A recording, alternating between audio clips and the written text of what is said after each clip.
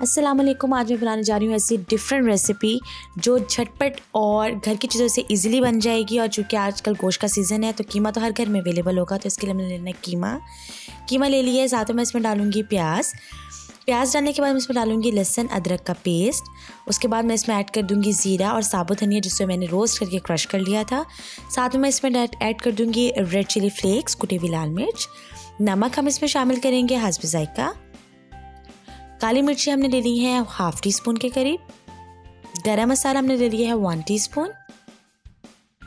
Chinese flavoured salt मैं इसमें add करूँगी और ग्रीन चिलीज़ को मैंने चॉप कर लिया था, वो भी मैं इसमें ऐड करके इसको हम अच्छे से मिक्स कर देंगे, अच्छे से इसको ग्राइंड कर देंगे। ये बहुत ही लजीज, बहुत ही मज़े की, बहुत ही डिफरेंट रेसिपी है, आप इसे ज़रूर ट्राई करें। उसके बाद मैंने ले लिया है 1 कप बेसन को मैं अच्छे से रोस्ट कर लूँगी, अच्छे से इसको भून लूँगी। इस तरह से बिल्कुल लो फ्लेम पे हमने करना है। एक जैसी चीज़ें खा के भी इंसान फेडअप हो जाता है, तो इसलिए हमने कुछ डिफरेंट बनाना है। तो इसके लिए मैंने इस तरह से आपने इसको करना है। इसमें डालूँगी लेमन का जूस और साथ में जो बेसन मैंने रोस्ट किया था उसको मैंने ठंडा कर लिया। ठंडा करने के बाद वो मैं इसमें ऐड कर दूँगी और ऐड करने के बाद हम इसे अच्छे से मिक्स कर लेंगे। ये बहुत ही घर की चीज़ों से बनने वाली रेसिपी बहुत इजी है और इसमें कोई स्पेशल इंग्रेडिएंट नहीं है। बहुत आपको महंगा नहीं पड़ेगा क्योंकि हर चीज़ घर में अवेलेबल होती है। मैंने कोई स्पेशल इंग्रेडिएंट इसमें यूज़ नहीं किया, लेकिन हम इसी आम चीज़ से एक बहुत ही मज़े की और बहुत ही डिफरेंट रेसिपी बनाएंगे। अब इस कीमे के मैंने छोटे छोटे से कबाब से बना लेंगे। आप जैसी आपको शेप पसंद है आप उसको दे सकते हैं। मैंने इसे नगेट्स की शेप दी है, तो आप इसे सीख कबाब की शेप भी दे सकते हैं। इस तरह से मैंने इसके कबाब रेडी कर लेने हैं। एक पैन में मैंने लिया है ऑयल और उसके बाद बिल्कुल लाइट सा ऑयल लेना है, बहुत ज़्यादा नहीं लेना। मैं उनमें इन कबाबों को ऐड कर दूंगी और अच्छे से इसको मैंने फ्राई कर लेना है। और फ्राई करने के बाद मैं इसके अंदर क्या डिफरेंट करूँगी, इसको मैं किस तरीके से यूज़ करूँगी, वो आपने ज़रूर देखना है। इस तरीके से हमने इसे ब्राउन कर लेना है। जब ये ब्राउन हो जाएंगे तो हमने इसको साइड पे कर लेना है। साथ में हम लेंगे एक पैन में घी मैंने ले लिया है 3 से 4 खाने के चम्मच। इसको मैंने गर्म होने देना है। उसके बाद मैं इसमें ऐड कर दूंगी 4 बड़े प्याज, जिसे मैंने काट लिया था स्लाइस में बारीक, वो काट के हम इसमें डाल देंगे।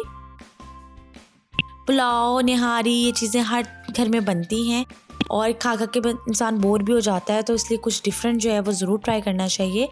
अब साथ में मैं इसमें डाल दूंगी लहसुन अदरक का पेस्ट, जिंजर गार्लिक पेस्ट ले लिया है मैंने। प्याज़ों को मैंने बहुत ज़्यादा ब्राउन नहीं किया, बस हल्का सा इसका पानी ड्राई होने तक मैंने इसे पकाना है।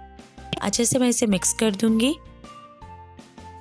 अब मैंने क्या करना है, टमाटर मैंने ले लिए हैं 4 से 5 टमाटर ले लिए हैं। इनको मैंने लाइट से स्टीम देके इसके छिलके जो थे वो मैंने सेपरेट कर लिए हैं और मैं पूरे साबुत टमाटर जो हैं वो इसके अंदर इस तरह से रख दूंगी और फिर मैं इसको कवर कर दूंगी। 5 से 10 मिनट लो फ्लेम पे हमने इसे कुक करना है। और उसके बाद जब हमारे टमाटर बिल्कुल सॉफ्ट हो जाएंगे तो इस तरीके से हमने स्पून की मदद से इसको अच्छे से मैश कर लेना है और हम अच्छे से इसे मिक्स कर देंगे। साथ में मैं इसमें ऐड कर दूंगी योगर्ट मैंने लिया है 1 कप के करीब। इसको हम अच्छे से मिक्स करेंगे। साथ में मैं इसमें डाल दूंगी नमक 1 टेबलस्पून। ब्लैक पेपर मैंने ले लिया है 1 टीस्पून। गरम मसाला ले लिया है हाफ़ टी स्पून। हल्दी मैंने ले ली है हाफ़ टी स्पून।